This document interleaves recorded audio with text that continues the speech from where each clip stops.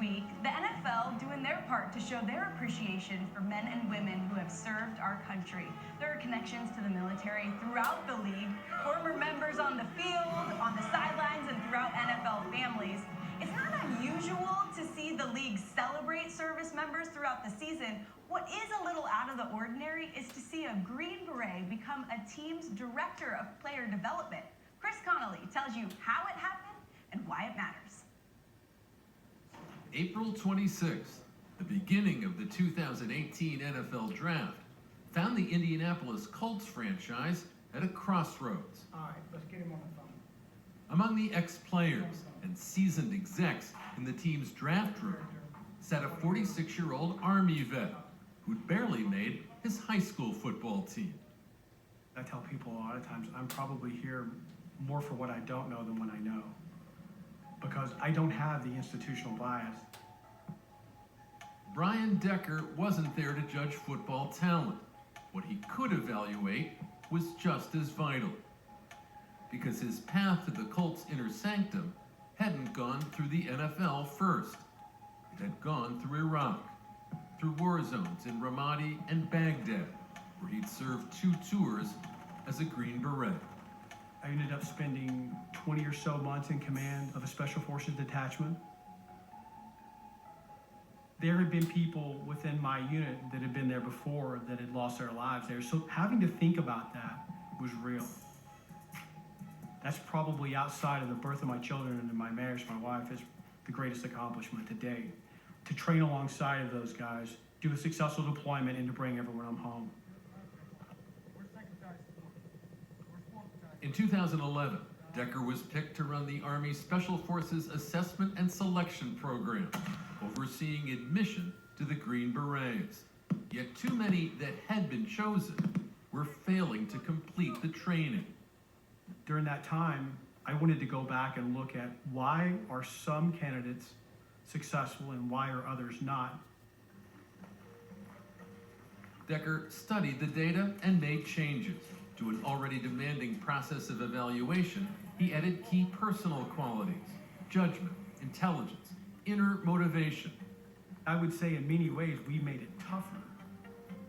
If you're going to lead in Special Forces, if you're going to lead as a member of a football team, it's going to be based on the merits of your actions, your ability to influence and make those around you better. Meanwhile, Browns CEO Joe Banner was noting similar issues with NFL draftees. 50% of the picks in the first round are missed.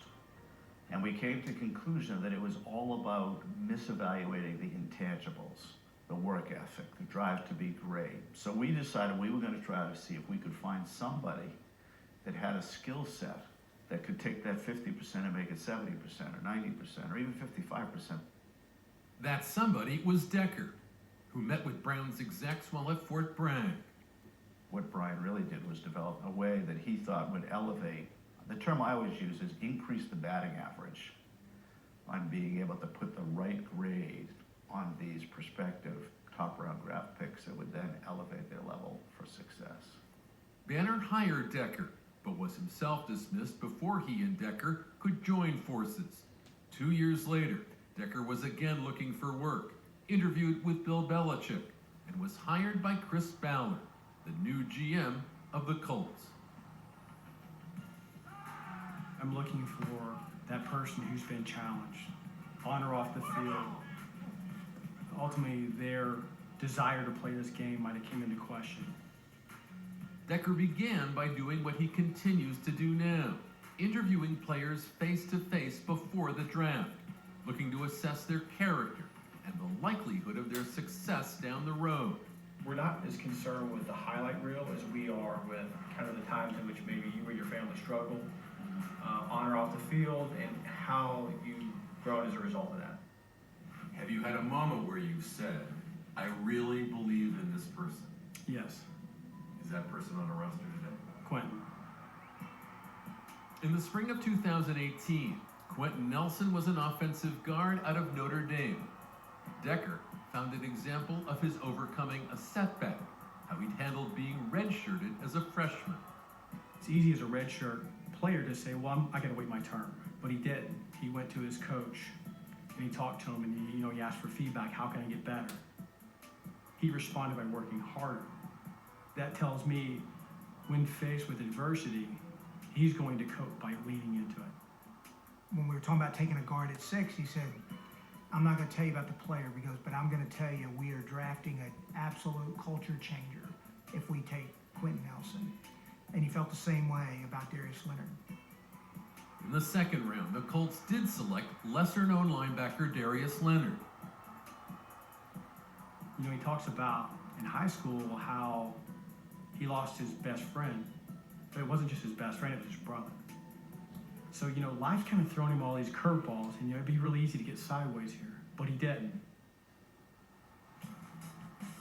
Two different rookies, united in Decker's mind by their proven resilience, would make the Colts draft class of 2018 one for the ages. This is what we live for. Each making All-Pro at his position in his first year in the NFL. The qualities Brian Decker sought for the Special Forces are the same qualities the Colts now look for. I always tell our young players, you want a goal? They'll be like, I want to get 1,000 yards and I want to do this. I said, how about earn the trust and respect of your coaches and teammates? How would that be for a goal? Be pretty good, wouldn't it? Yes, it would. I mean, it seems to me that every organization in America could use a man or woman like that to evaluate things that sometimes don't get talked about as much as we probably should, Lewis. Yeah, and they don't get talked about, quite honestly, because you can't really measure them on a statistical page. You can't print it out on a computer screen. And that's where, when you start getting into this subjective part of player personnel evaluation, that's why it's hard for some people and they get uncomfortable, because it's so abstract. It's really hard to really put your fingers on it. But for Chris Ballard to hire a guy like this that really is trying to really dial in on a certain few aspects, core fundamental aspects of kind of like basic human nature that would kind of project to success. I mean, that's incredible. I think it's great. I think that's why Chris is on his way to being one of the best GMs this league has ever seen, because he gets the personal side of things that really make the difference on 3rd and 1. When you need that 3rd and 1, you want guys like Quentin Nelson blocking for you. You want guys like Darius Leonard covering for you, because they intrinsically have something that not everybody has. It's just not natural. Yeah.